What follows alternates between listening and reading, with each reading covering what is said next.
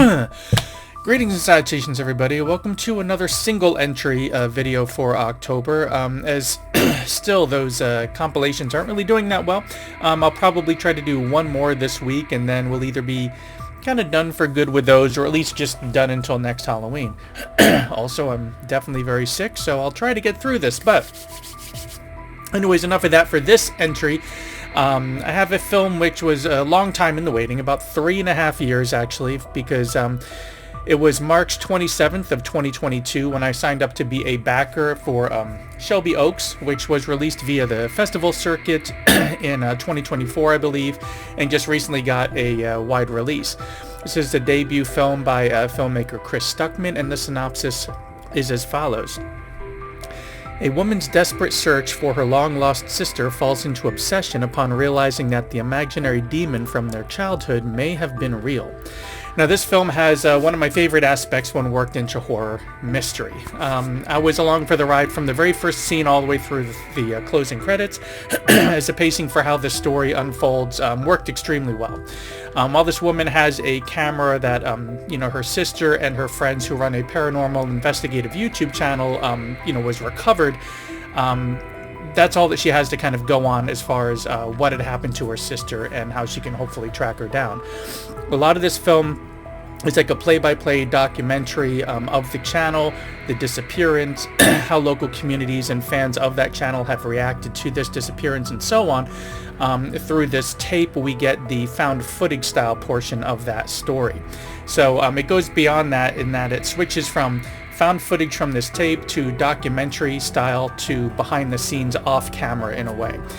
Those three styles of filmmaking, I think, really perfectly blend well, and Stuckman's use of just shadows and darkness and hints of different parts of that mystery really work well in this one. As the synopsis says, there's this demon, this imaginary demon, brings a spookier kind of religious horror aspect to this film, which is another aspect of some horror films that I really like, is that religious side. And of course, I want to avoid any spoilers, but the journey for this entire film was really great. If you like found footage or mockumentary style films, you will likely really enjoy this one. And I feel it would be a great Halloween evening film to check out, even this coming weekend. But what really hit home was the background of Stuckman himself. As will be a tired phrase to hear, I'm sure, he's a YouTuber turned filmmaker. Having run his channel for well over a decade reviewing films, it's evident the differences between how he has taken in film over the years versus myself. For me, if I like a movie, I want to recommend it, and that's about it. With Stuckman, he really analyzes a film, and you can see the result of him analyzing films deeper and deeper in this first film of his, which I hope will be his first, not his last. Because he has taken his love for film to a level which it has evolved. Still reviewing, consuming, but now producing as well. That's that other half of art, the actual making of the art versus only consuming the art. In this first attempt of his, I really feel has worked out great.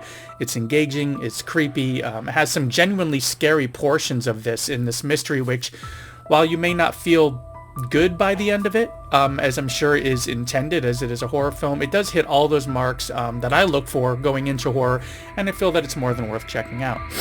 And speaking of checking out, thanks for checking out this very quick video here for Shelby Oaks from 2024. Like I said, I'm kind of sick, so I just wanted to get something out there about this film because I checked it out this weekend and really enjoyed it.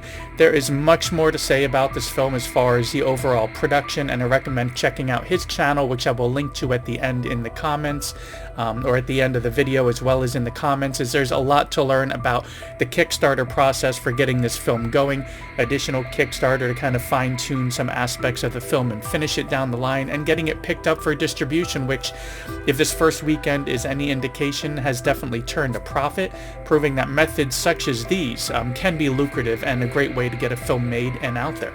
Anyways, that's all I got for this one. Thanks for coming by, and besides my usual ask for giving a thumbs up if you enjoyed, and a subscribe if you haven't already subscribed, hit up the theater to support this film.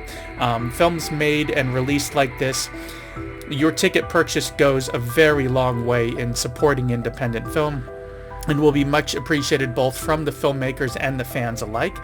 Like I said, I enjoyed it this weekend. I think there'll be a Blu-ray coming sometime in the mail regarding like my backer situation. I already got a nice little t-shirt, couple of posters, really cool stuff. But anyways, that's all I got for this one. Thanks for coming by. We got some links coming up soon, so be sure to check those out, and I will see you in the next one.